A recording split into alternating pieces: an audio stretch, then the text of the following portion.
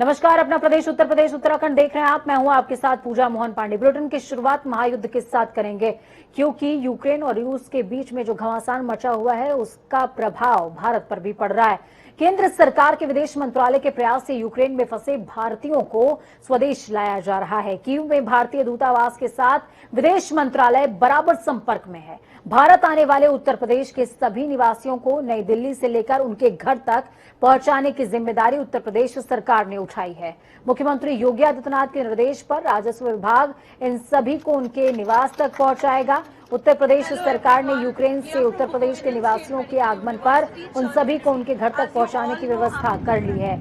इसके लिए नई दिल्ली में उत्तर प्रदेश के स्थानीय आयुक्त को नई दिल्ली के एयरपोर्ट पर यूक्रेन से वापस आने वाले प्रदेश के नागरिकों की सुविधा के लिए काउंटर स्थापित करने का निर्देश दिया गया है। यहां पर वापसी करने वाले उत्तर प्रदेश के निवासियों के लिए हेल्पलाइन नंबर भी उपलब्ध कराया गया है, जिससे कि वो लोग नई दिल्ली में स्थानीय आयुक्त के स्टाफ से संपर्क करते हुए केंद्र सरकार और अन्य समस्त संबंधित समन्वय स्थापित करते हुए आवश्यक सुविधाओं को हासिल कर सकें।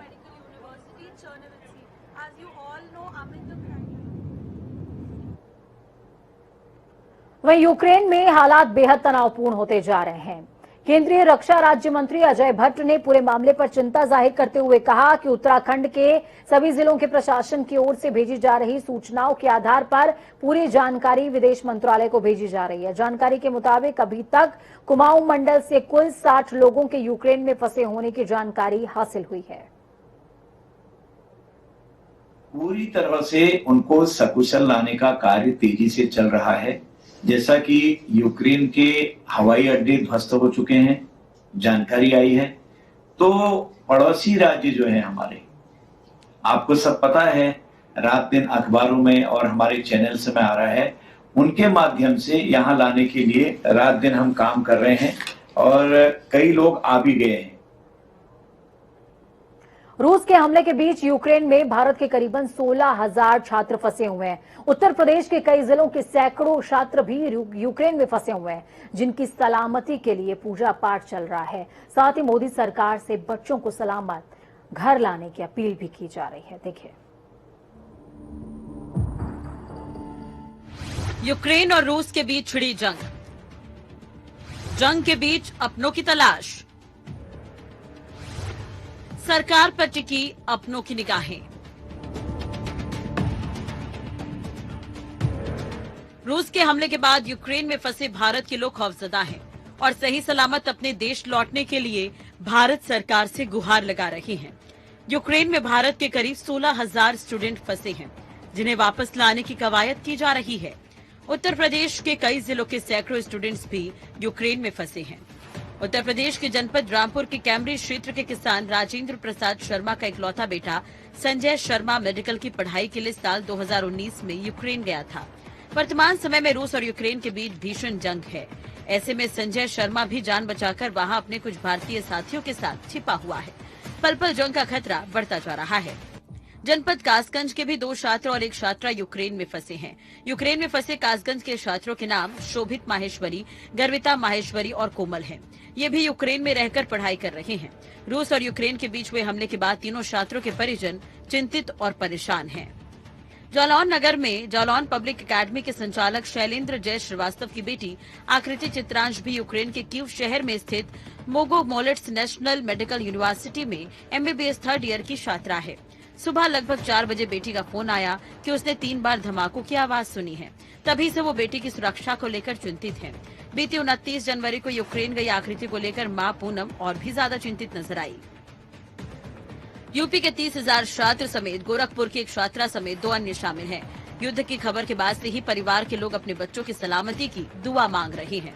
कुल मिलाकर आगरा, रामपुर, कासगंज, लखीमपुर खीरी, जालौन, गोरखपुर, फतेहपुर, बदायूं और बांदा समेत कई जिलों से बच्चे यूक्रेन में फंसे हैं, जिनके माता पिता और परिवार वालों से बात करते हुए उनकी आंखें भी छलक उठती है। कुछ बच्चों ने शहर का वीडियो भी शेयर किया है, जिसमें पूरी तरह से सन्नाटा है। सड़कों पर घर और गाड़ियों के अलावा कुछ भी नहीं है। ऐसे में हर किसी को जल्द से जल्द भारत वापस लौटने की उम्मीद है और माता पिता यहाँ पर बच्चों की सकुशल वापसी की कामना कर रहे हैं और सरकार से बार बार गुहार लगा रहे हैं। जनता टीवी यूपी डेस्क से अमन की रिपोर्ट। तो वहीं उत्तर प्रदेश में 5वें चरण के लिए कल चुनाव होना है, लेकिन अब छठे चरण के लिए सारे राजनीतिक दल चुनावी रण में अपनी ताकत झोंकने के लिए उतरे हुए हैं। प्रदेश के 12 जिलों की 61 विधानसभा सीटों पर रविवार यानी कि कल सुबह 7 बजे से वोटिंग होनी है। राज्य में हो रहे चुनावों के 5वें चरण में 61 सीटों में से 13 सीटें आरक्षित हैं। 5वें चरण के 12 जिलों में अमेठी, रायबरेली, सुल्तानपुर, चित्रकूट, प्रतापगढ़, कौशाम्बी, प्रयागराज, बाराबंकी, अयोध्या, बहराइच, श्रावस्ती और गोंडा, इन तमाम जिलों के विधानसभा क्षेत्रों में मतदान सुनिश्चित है। सभी नेताओं ने लोगों से ज्यादा मतदान करने की अपील की है। आपको ये बता दें कि राज्य में 2017 में हुए विधानसभा चुनावों की अगर बात की जाए तो 5वें चरण में सबसे ज्यादा 70% मतदान बाराबंकी की कुर्सी विधानसभा सीट पर हुआ था, जबकि 2012 के चुनाव में बाराबंकी की रामनगर सीट में 67.90% मतदान दर्ज किया गया था। भारत निर्वाचन आयोग द्वारा निष्पक्ष, सुरक्षित एवं शांतिपूर्ण चुनाव हेतु व्यापक इंतजाम एवं सुरक्षा व्यवस्था सुनिश्चित कराई गई है। कोविड-19 के दृष्टिगत मतदान दिवस को मतदेय स्थलों पर thermal scanner, hand sanitiser, gloves, face mask, face shield, P P kit, साबुन, पानी, सभी चीजों की समुचित व्यवस्था सुनिश्चित की गई है। मतदाताओं की सुविधा हेतु वोटर गाइड का भी वितरण किया गया है। वोटर गाइड में कोविड-19 से संबंधित डूज एंड डोंट्स का भी उल्लेख किया गया है।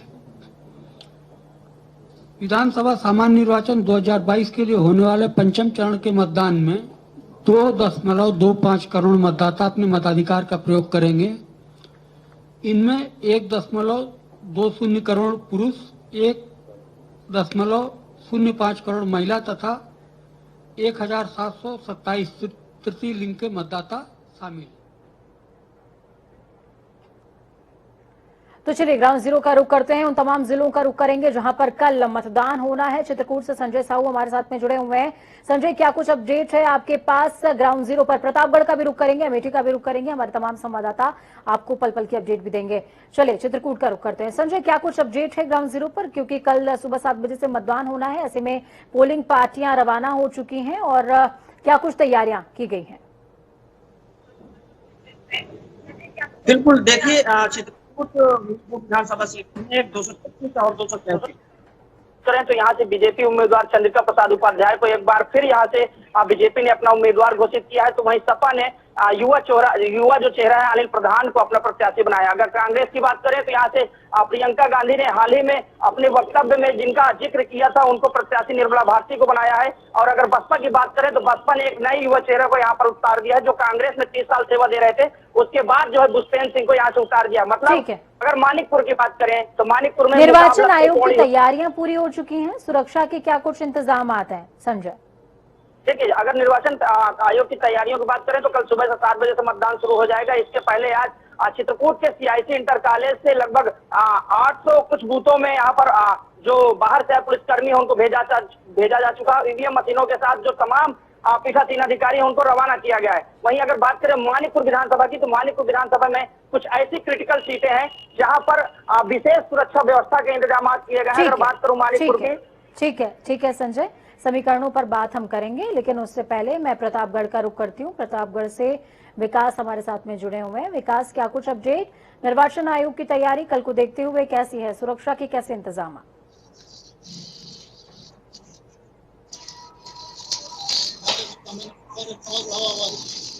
विकास, आप तक आवाज मेरी पहुंच पा रही है? ठीक है, चलिए अब अमेठी का रुख करते हैं। विकास, आपका रुख मैं वापस से करूंगी। अमेठी से विनोद हमारे साथ में जुड़े हुए हैं। विनोद, क्या कुछ अपडेट है? निर्वाचन आयोग की तैयारियां कैसी हैं क्षेत्र में? सुरक्षा के कैसे इंतजाम हैं? जी बिल्कुल, बता दूं पूजा आपको कि अमेठी में कल 27 फरवरी को मतदान होना है, जिसको लेकर 898 बूथों में मतदान होता है। अमेठी के चारों विधानसभाओं पर मतदान होना है, जिसको लेकर पोलिंग पार्टियां रवाना हो गई हैं। यहाँ तक कि मौके पर पहुंच गई, जहां पर अगर हम सुरक्षा व्यवस्था की बात करें तो अमेठी प्रशासन पूरी तरह से मुस्तैद नजर आ रहा है। जी ठीक है, अमेठी प्रशासन पूरी तरीके से मुस्तैद नजर आ रहा है। प्रतापगढ़ का क्या कुछ हाल है ये समझेंगे, जानेंगे, लेकिन उससे पहले संजय हमारे साथ चित्रकूट से बने हुए हैं लगातार। चित्रकूट बेहद खास हो जाता है हर दल के लिए संजय, लेकिन ऐसे में मतदाताओं की जागरूकता के लिए निर्वाचन आयोग की तरफ से क्या कुछ तैयारियां की गई हैं ताकि वो निष्पक्ष चुनाव अपना मतदान दे सकें? देखिए, पूरे चित्रकूट जनपद में डीएम सुभ्रांत कुमार शुक्ला ने एक अलग मुहिम जगाने की बात की है। जिस तरीके से अभी तक 4 चरणों का चुनाव हो चुका है, उसमें मतदाता का जो प्रतिशत है उसमें बहुत कम आया हुआ। इसीलिए जो चित्रकूट के डीएम सुभ्रांत कुमार शुक्ला है, वो जगह जगह जाकर, चाहे वो बस्तियां हो, चाहे गांव हो, चाहे या फिर स्कूल, विद्यालय, महाविद्यालय, इंटर कॉलेज हो, वहां जाकर छोटे छोटे बच्चे पोस्टर, बैनर, जहां जिससे हो सकता है उस तरीके से प्रचार किया जा रहा है और कहा जा रहा है कि आप किसी लोभ प्रलोभन में न पड़े। इस महापर्व के मतदान में आप खुलकर वोट दें, जहां आप दे सकते हैं वहां दें, लेकिन किसी के दबाव में पैसे लेकर या फिर पैसे कसम खाकर वोट न दें। ऐसे में ये अहम हो जाता है कि डीएम सुभ्रांत कुमार शुक्ला की जो एक मुहिम है मतदाता जागरूकता के लिए, वो कितनी सफल होगी, क्योंकि अभी तक देखा गया है कि 4 चरणों के मतदान में काफी कम परसेंटेज देखने को मिला था। पूजा, बहुत शुक्रिया आप तीनों का ही हमारे साथ जुड़ने के लिए, अहम जानकारी ग्राउंड जीरो से साझा करने के लिए। खबरों में आगे बढ़ते हुए आपको बता देते हैं कि बांदा में मिर्जापुर झांसी हाईवे पर कुछ समय पहले बड़ा सड़क हादसा हुआ। झांसी मिर्जापुर हाईवे पर बारात जा रही कार तेज गति में रोड किनारे खड़े ट्रक के पीछे भिड़ गई थी। हादसे में दूल्हे के भांजे और दोस्त समेत 5 लोगों की मौत हो गई है, जबकि चालक गंभीर तौर पर घायल हुआ, जिसे ट्रॉमा सेंटर कानपुर रेफर कर दिया गया है। घटना से चीख पुकार मची हुई है। एसपी अभिनंदन समेत अन्य पुलिस अधिकारियों ने घटनास्थल का मुआयना किया है।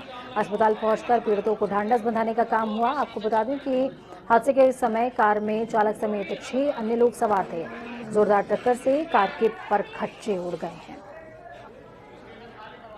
करवी से उरई जा रही थी एक महिंद्रा एक्सयूवी गाड़ी में, जिसमें लोग सवार थे। खड़ा हुआ एक ट्रक रहा था अतर्रा बांदा रोड पर, तो काफी तेज रफ्तार गाड़ी थी। ये पीछे से उसमें टकरा गई स्थिर खड़े हुए ट्रक में।